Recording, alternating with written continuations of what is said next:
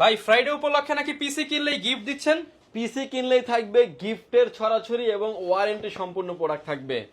Viewers, এই প্যাকেজটাকে যারা আসলে gaming, video editing, AutoCAD, power point multiple কাজের জন্য ব্যবহার করতে যাচ্ছেন নিশ্চিন্তে নিতে পারবেন। এই প্যাকেজের সাথে প্রসেসর রেখেছি আমরা Ryzen 7 এর 5700G, মাদারবোর্ড হিসেবে রেখেছি হচ্ছে MSI ব্র্যান্ডের 520 মডেলের একটি মাদারবোর্ড থাকবে।